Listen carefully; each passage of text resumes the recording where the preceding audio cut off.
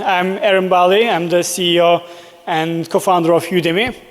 Udemy is a company which allows anybody to teach online. Simply, we believe that there are millions of experts around the world that are pretty passionate about different subjects. And years ago, we asked ourselves one question: why wouldn't anybody teach online, right? So if you have knowledge that you want to share, why wouldn't you do that? So today I'm gonna talk to you guys about education in general, not just Udemy. And as a part of it, like I'll tell my personal story and I will talk about one thing, which is learning. And simply my hypothesis is learning to learn is the biggest skill you can ever learn right now. Because once you get that skill, then you can go to our connected internet and you can find courses about pretty much any subject that you want. And that will actually improve your personal skills more than anything else you can. So let's start with this story. A lot of people ask about why I started Udemy. So I grew up in a small village in southeast part of Turkey. And my primary school was this one-room schoolhouse with just one teacher trying to teach 5 different grades in the same time.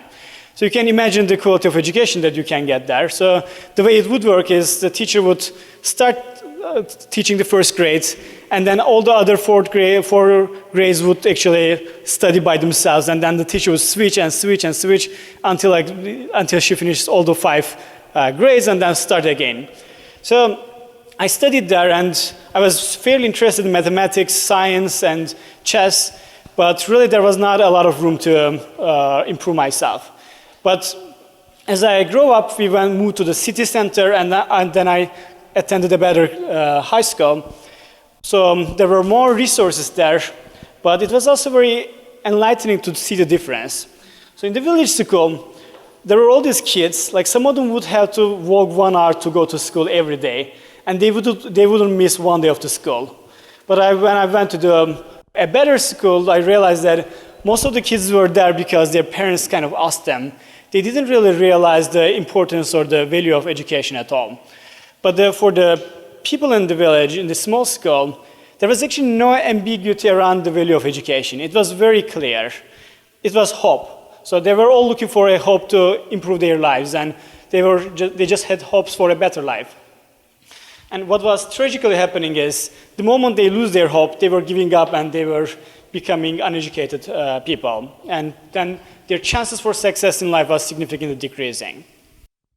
So seeing both ends of the stick was pretty good for me early on. And what happened for me is one day my parents bought me a computer and internet access for a few months.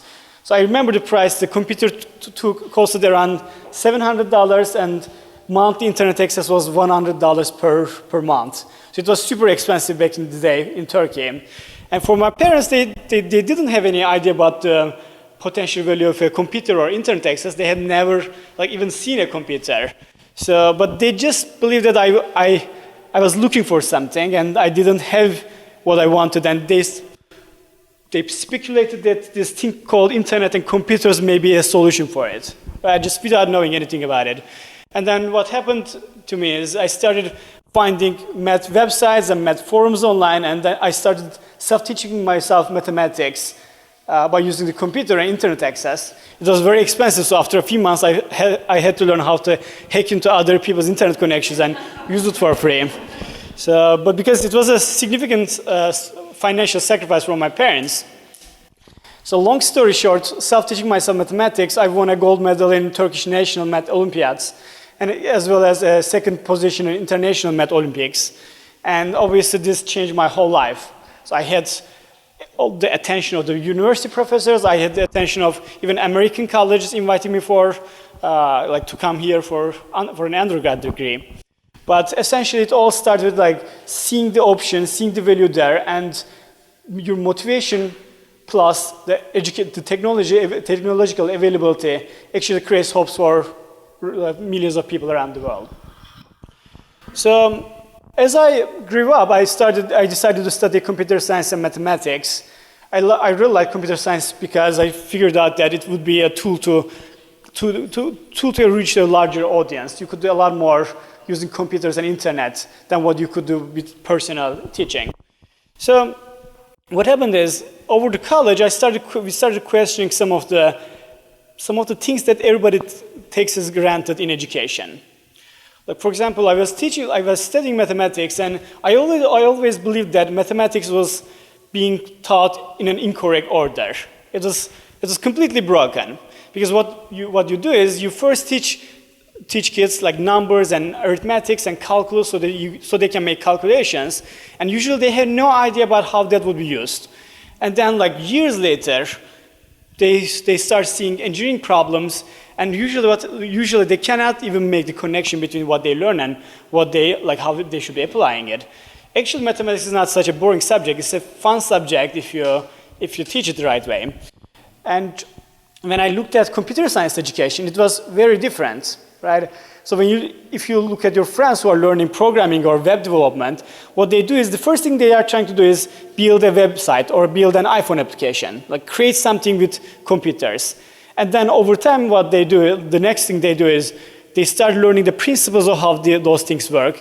They start going to lower level languages where they are closer to the algorithms and data structures. If they're still interested, they start going down and like they learn simply how the machines work and all the underlying principles.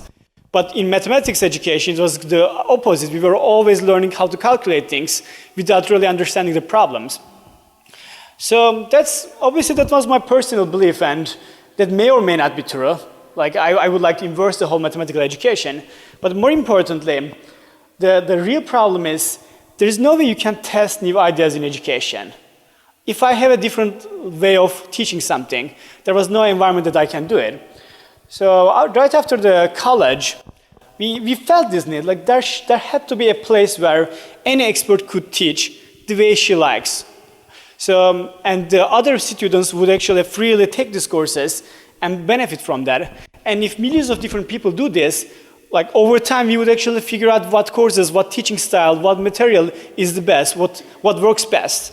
But what's happening is the quite opposite. The whole education system is pre-scripted, there are rules around it, and you cannot go over it. My big epiphany moment was after coming here. I was watching an ASU conference talk from Reed Hastings, who is the CEO and founder of Netflix, which is, as you may know, like one of the largest technology companies. So he's also an education philanthropist. So he sits on the board of California. He sits on the California State Board of Education, and he told a story in his talk. He said one day the board was trying to figure out what textbooks to use in schools, and he says, "Why don't you A/B test textbooks?" A/B testing simply means you have textbook A and textbook B, and you don't know which one is better. And traditionally, just committees of education discuss about this for like hundreds of hours. And usually it's a political decision at the end. And what happens is that all the students are doomed to accept what's given as the norm. But if you lived anywhere close to Silicon Valley, like the first thing that you would instinctively do is A/B testing, so make a control test. So give one of the books to some part of the students and give the other book to the other part of the students. And then you can compare the outcomes, the success rates of different cohorts. So this is so natural for us. So I thought, like, why not? I mean, I thought that would definitely be what they are doing already. And Reed mentioned that when he suggested this idea, everybody went crazy. It was impossible for them to consider testing things. And if you are in technology market, if you are anywhere close to mathematics or statistics, you would know that without doing a control test, no data means anything, right? Like you see data like this everywhere about education. People who have graduate degrees make 30% more than people who are high school graduates, right? All these numbers feel like they're real statistics and they have a meaning, but they actually don't have any meaning. Because unless you can take some of the students, put them to make them high school graduates and don't let them get an university degree, and you take the other part of the students and give them a degree and you compare their results, the observations don't mean anything because they may not be causality, they may be just the final outcomes of those people. People who go to college are also people who are more motivated people, and thus they actually take better jobs. So at the moment, like when Reed mentioned about the talk, those were the times where I was starting Udemy in the US. And then I realized that the whole education system, the biggest problem was that it's not changing. It's been maybe 300 years since this form of public education has been set up, and there has been almost no improvement. People, like, it just is not changing, and this is the core of the whole problem. And people in education are not doing this because they are evil people. It's actually quite the opposite. Pretty much everybody who works in education is genuinely interested in making education better. But the whole system is built around resistance to change. The whole system is actually avoiding all these progressive improvements. And the core of it is that we are so concerned, we are so afraid of failing, so that we cannot run A/B tests and experiments, and education is doomed to stay as it is, which is not the best product.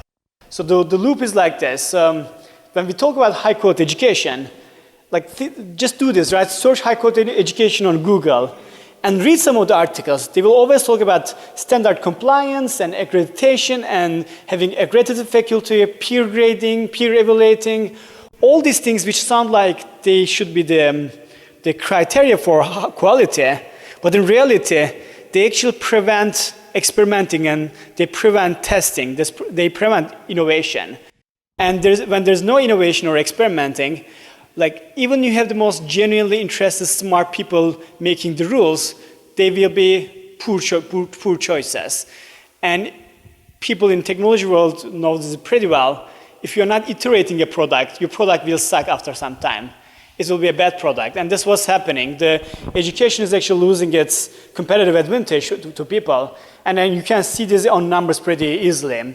So in the last 30 years, especially in the US, the ratio of people who have higher education degrees is significantly increasing, but the employment is not increasing. So in the last 25 years, the cost of education has gone up 3 times more than the inflation.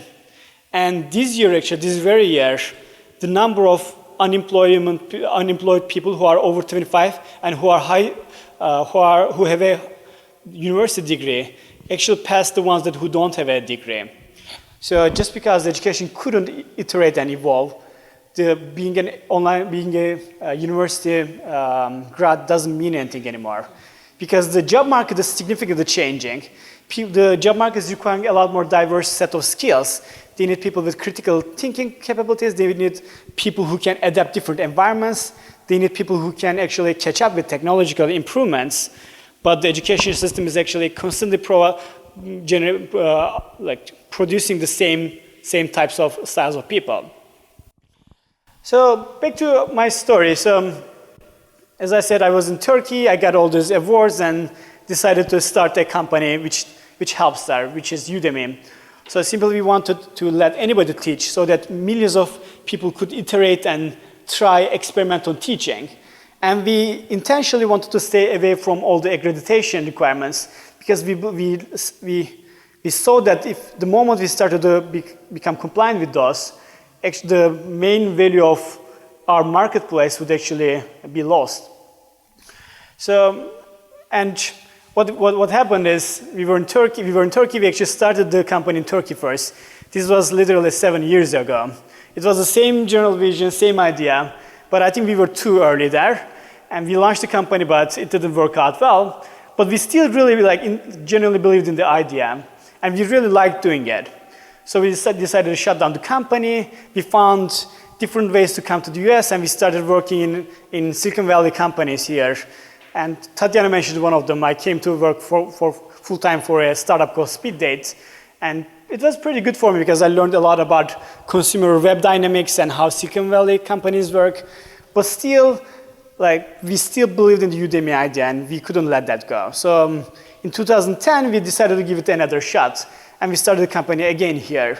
But it really didn't work out that easily, because the first year we started the company, no investor wanted to invest in education. So it was almost a blacklisted market. They were believing that there's almost no room for innovation in education. And those guys were right, because they had previously invested a lot of money and it hadn't worked out. But we were trying to convince them that this is the right timing. Like, it didn't work out 10 years ago, but it will work now. So I think what's happening is, in the last 2 years, you may be seeing all these improvements in education. I think Salman Khan was one of the first people to popularize the market. So he started teaching online, teaching K-12 courses, mostly mathematics, from YouTube, with small videos on YouTube. And he gained he got a lot of press, and he got hundreds of millions of people teaching from his video-based courses. And then companies like Udemy launched, and we started getting a lot of traction, which also helped the market, because we were actually opening up the markets to a lot more people than who could access it before, especially in the teaching side. And more recently, you may have heard of companies like Coursera, Udemy. They came out of a project from Stanford where 2 Stanford professors opened up their AI class for free to anybody who wants to take it. And for the first course, there were 200,000 students enrolled, which is a lot higher than the total number of students in Stanford. And this simply created a frenzy of all these online courses. In 2012, I can't tell you how much the approach to online education has changed. From people who have no belief in education, right now we came to another set of universities where if you cannot catch up with online education advancements, you're actually fired as a president of the university, so which happened. And the media is crazy about it. So I had charts about it, but in the last 1 year, the amount of tech stories on TechCrunch, which is a technological journal blog, went up by 5 times. And the investment has gone up more than 3 or 4 times in this just last 1 year. And as a part of it, obviously, we were one of the leading companies behind this. So we were also able to raise $60 million and significantly grow our operations.